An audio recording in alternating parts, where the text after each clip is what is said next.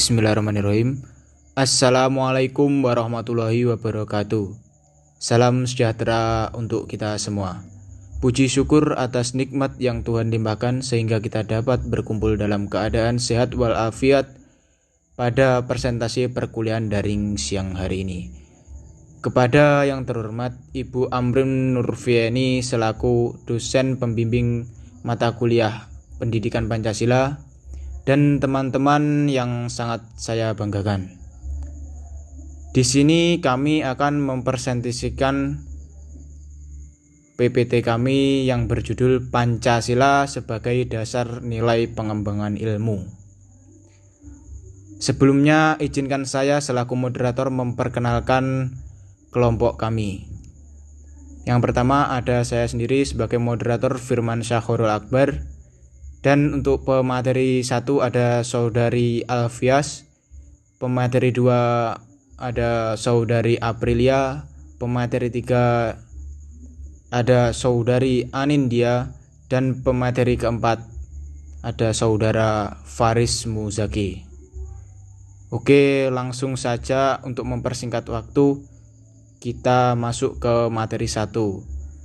Kepada Saudari Alfias dipersilahkan. Pengertian Pancasila sebagai dasar nilai pengembangan ilmu.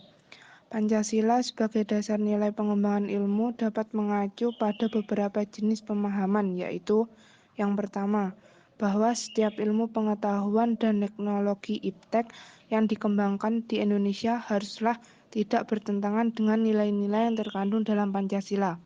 Yang kedua, bahwa setiap iptek yang dikembangkan di Indonesia harus menyertakan nilai-nilai Pancasila sebagai faktor internal pengembangan iptek itu sendiri. Yang ketiga, bahwa nilai-nilai Pancasila berperan sebagai rambu normatif bagi pengembangan iptek di Indonesia. Artinya, mampu mengendalikan iptek agar tidak keluar dari cara berpikir dan cara bertindak bangsa Indonesia. Yang keempat, bahwa setiap pengembangan iptek harus berakar dari budaya dan ideologi bangsa Indonesia sendiri atau yang lebih dikenal dengan istilah indigenisasi ilmu, mempribumian ilmu. Sumber Pancasila sebagai dasar pengembangan ilmu.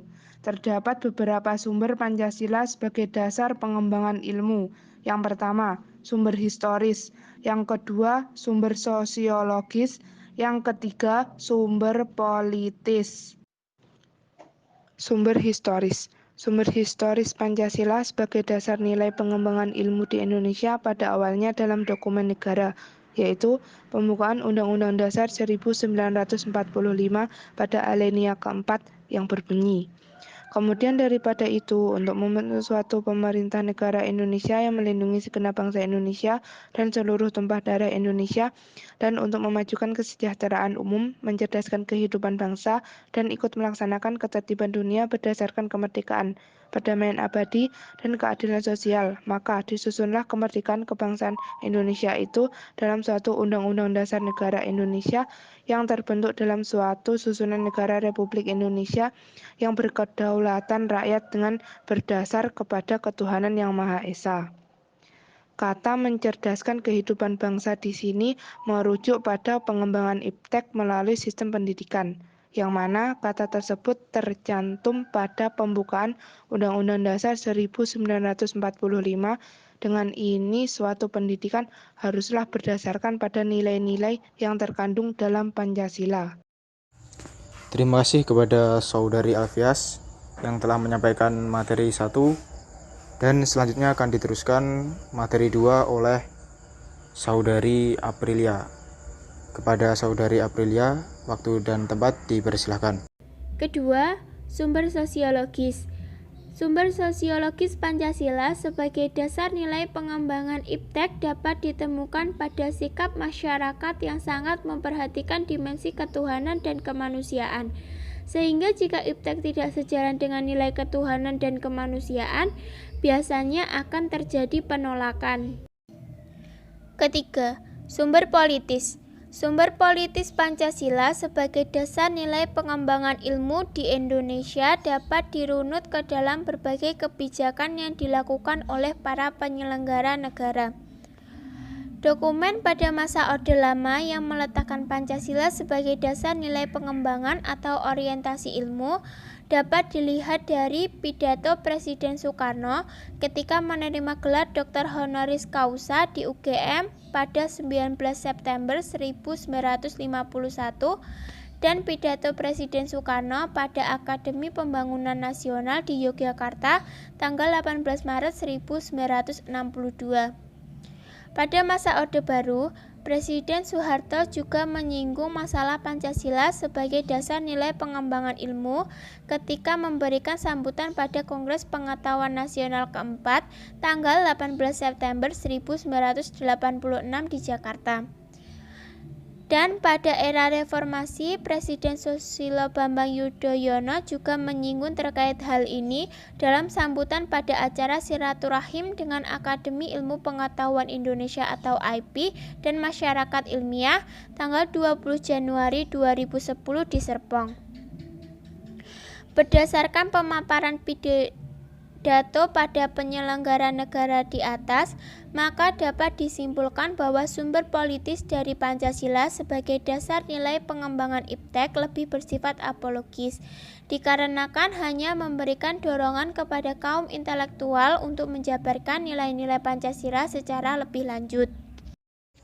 Baik, terima kasih kepada Saudari Aprilia yang telah menyampaikan materi kedua.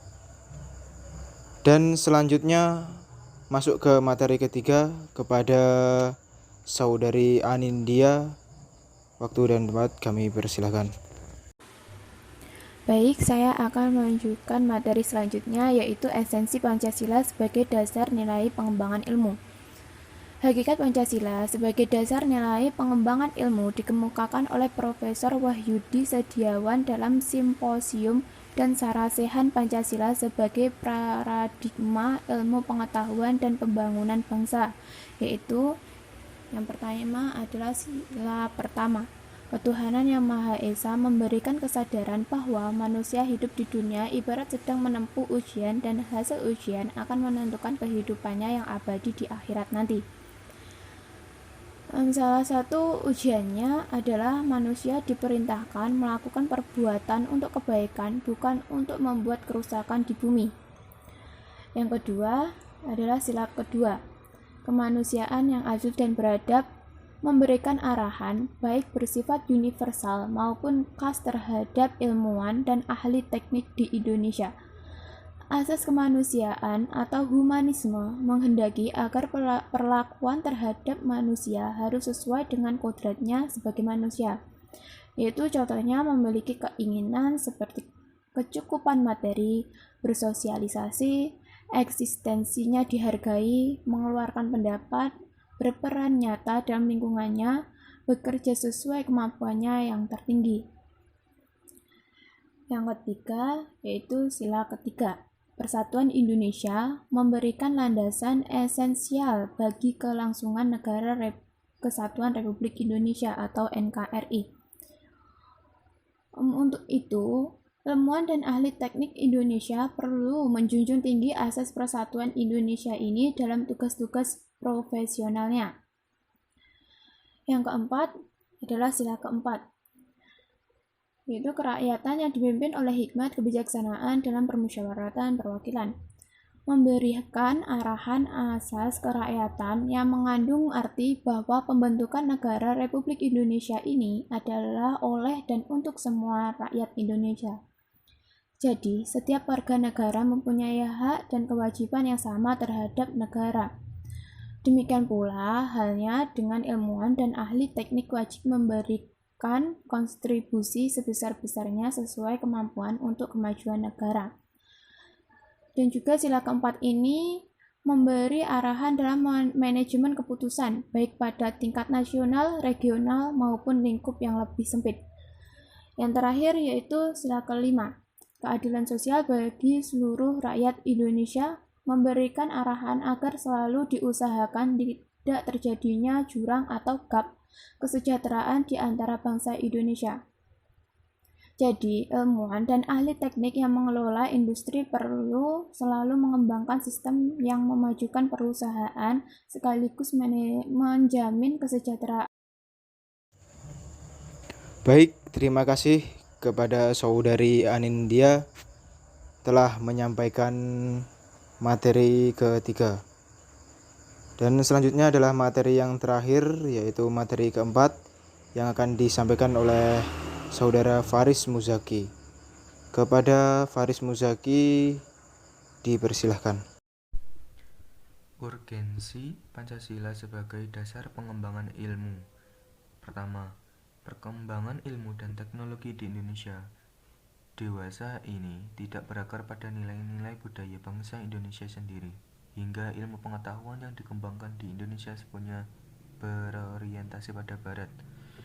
Yang kedua, perkembangan ilmu pengetahuan di Indonesia lebih berorientasi pada kebutuhan pasar, sehingga prodi-prodi yang laku keras di perguruan tinggi Indonesia adalah prodi-prodi yang terserap oleh pasar dunia industri. Yang ketiga, pengembangan ilmu pengetahuan dan teknologi di Indonesia belum melihat masyarakat luas, sehingga hanya mensejahterakan kelompok elit yang mengembangkan ilmu itu. Jadi, kita menyadari bahwa kehadiran ilmu pengetahuan dan teknologi di sekitar kita ibarat pisau bermata dua.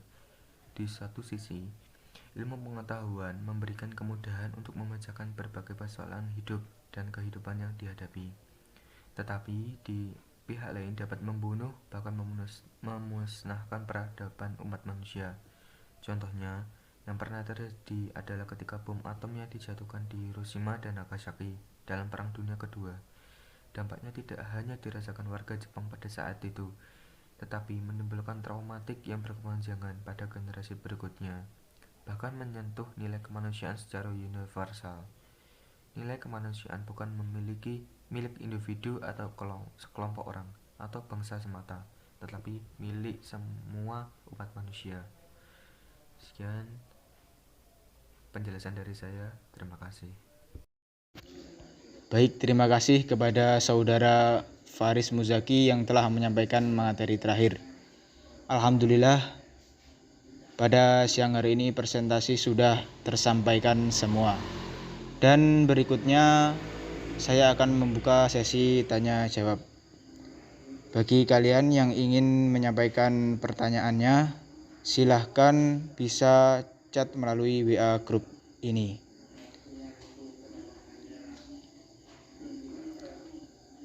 Dan jika sudah tersampaikan pertanyaan, izinkan kami untuk berunding terlebih dahulu membahas mengenai pertanyaan kalian untuk menemukan jawabannya.